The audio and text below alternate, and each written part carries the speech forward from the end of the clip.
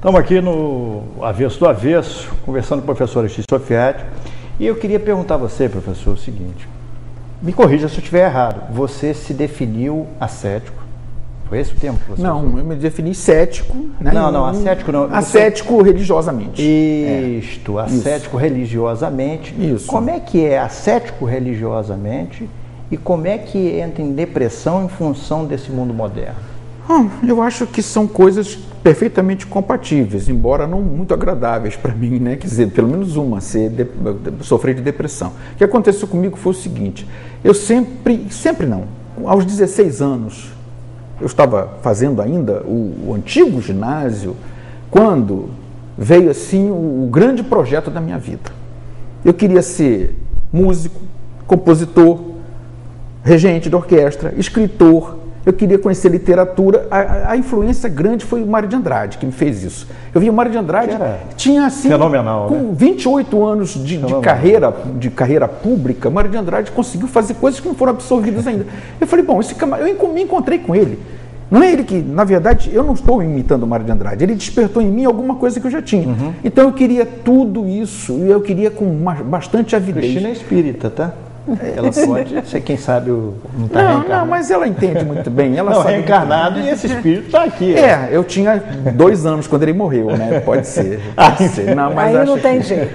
Aí não tem, só na próxima. Vai lá. Eu não sei se é bem isso, não, que foi por aí.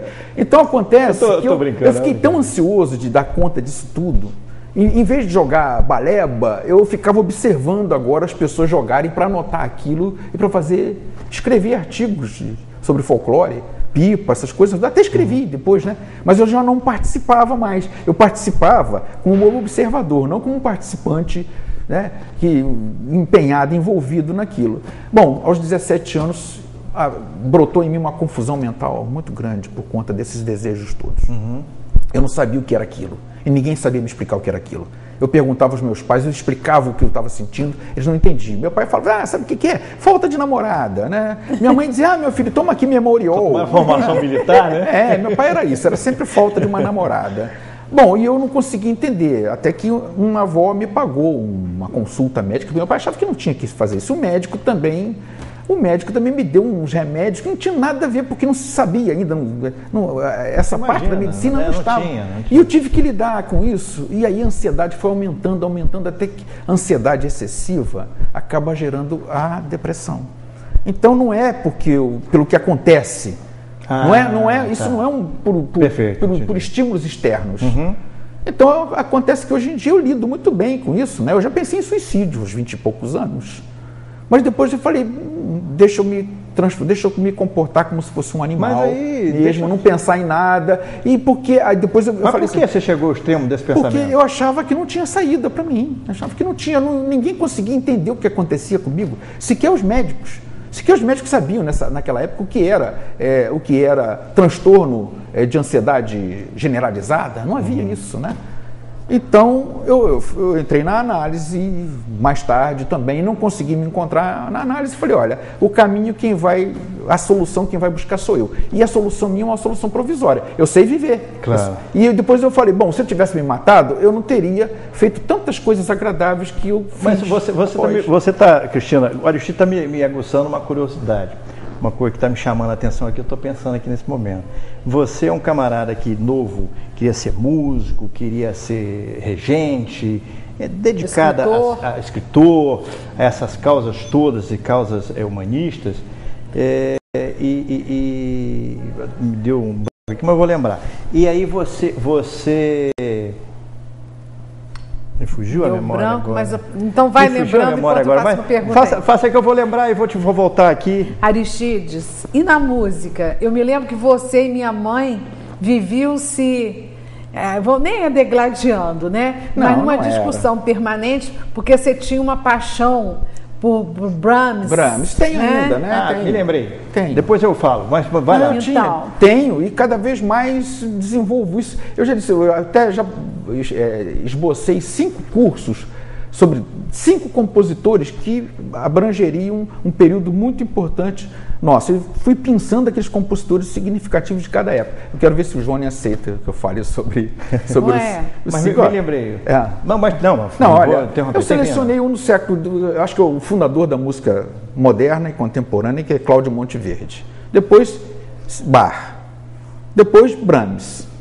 Depois, Stravinsky.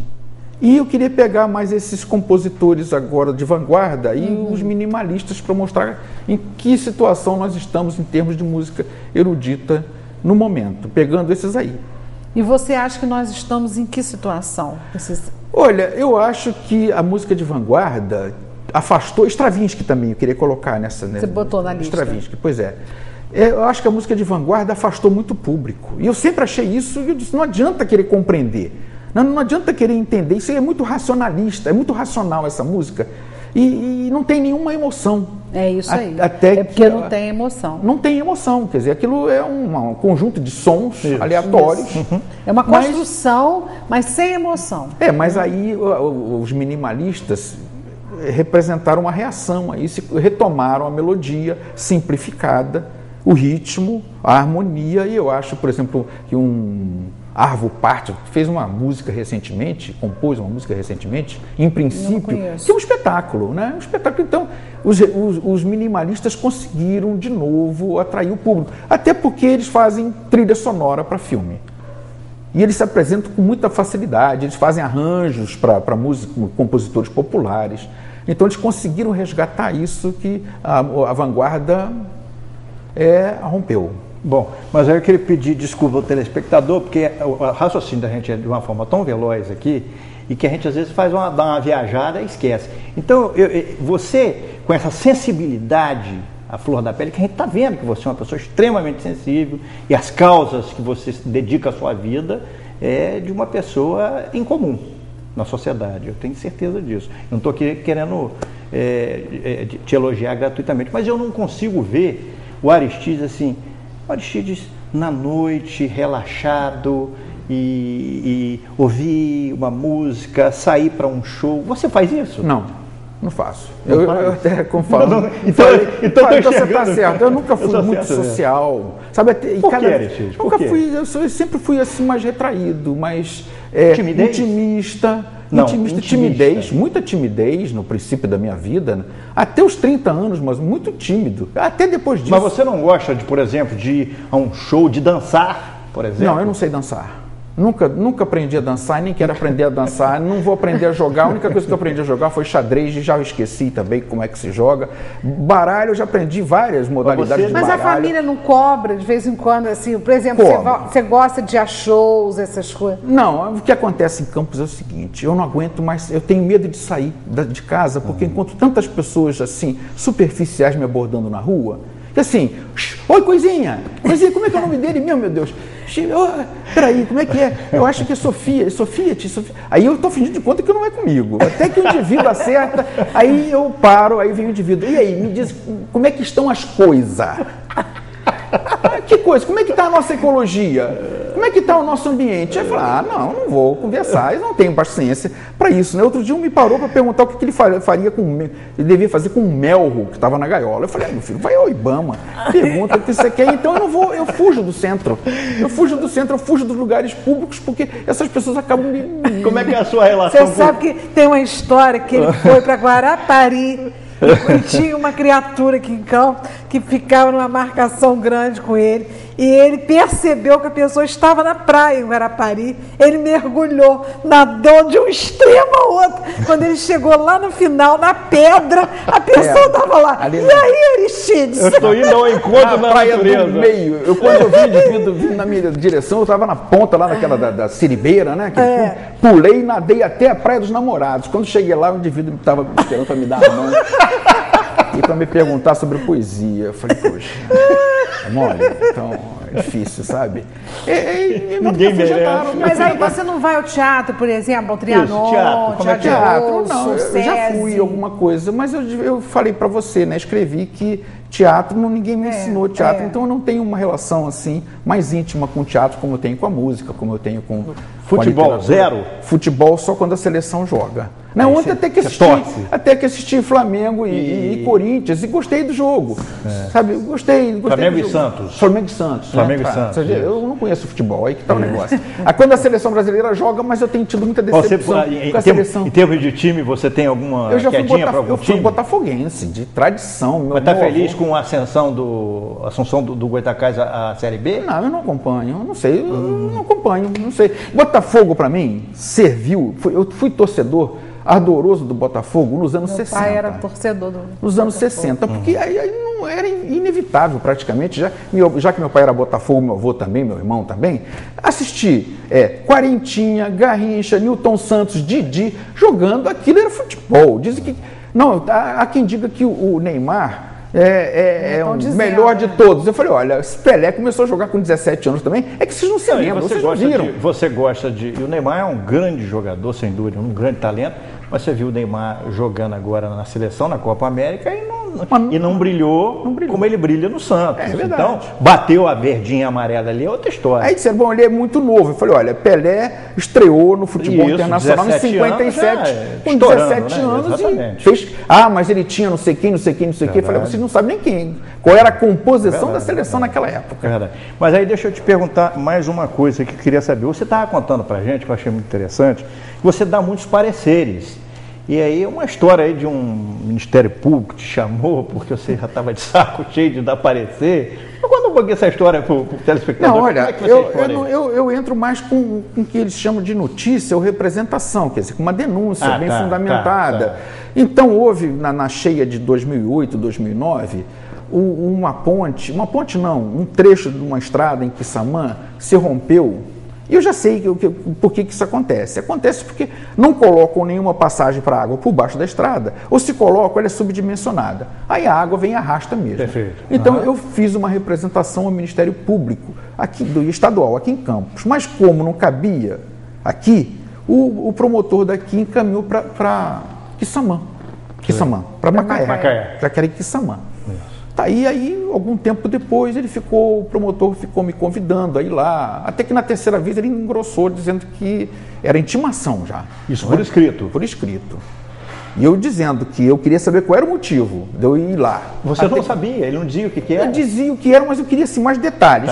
Tá, eu chego lá, para atender da terceira vez, com medo de ser levado pela polícia, né? Que acontecer isso. Tá intimado? Não seria tão estranho, né? Porque no caso da Lagoa Feia, em 2008, quando os diques foram detonados, eu tirei uma fotografia do lado de um fuzileiro naval. Eu falei, você está aqui me protegendo, meu amigo. Se fosse em 78, você estaria com essa arma apontada para minha cabeça. Hoje não, você está aqui me defendendo. Ele nem entendeu direito o que era. Eu falei, eu quero bater essa fotografia, que ela é histórica. Bom, cheguei em Macaé, a secretária manda eu esperar uns 20 minutos, 30 minutos para ser atendido.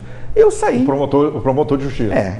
Eu saí com a máquina fotográfica, rodei a área toda e verifiquei um grande aterro, né? Eu já tinha percebido isso na entrada, mas eu queria ver detalhes. Fotografei tudo, né? E vi um grande aterro feito numa área, num banhado, que é fundamental para que Macaé mantenha aquilo, porque quando chove, aquilo absorve a água, funciona como se fosse uma bacia, né? Sim. E aí ele me chamou e disse, boa tarde, eu só queria conhecer o senhor, né? O senhor faz muitas representações, não sei o quê. E eu falei, doutor, tá bom. É só isso. Falei, não, mas já que eu estou aqui, eu não ia falar não, mas já que eu estou aqui, eu vou dizer para o senhor, olha, o prédio do Ministério Público Estadual está errado, ambientalmente no lugar errado, o prédio do Ministério Público Federal, o fórum, está tudo errado. Eu só vi coisa parecida com isso em Piúma, no Espírito Santo, onde os dois prédios do Ministério Público e da Justiça estavam dentro de uma área de manguezal. Fotografei tudo e vou mandar uma representação para o senhor. Aí você estava contando que ele falou assim, mas o que nós tínhamos que fazer? Eu falei, não aceitar a área. Não aceitar a área. Foi doado. Você como fiscal da lei? Claro, não aceita a área. A Justiça e o Ministério Público não podem aceitar uma área ilegal.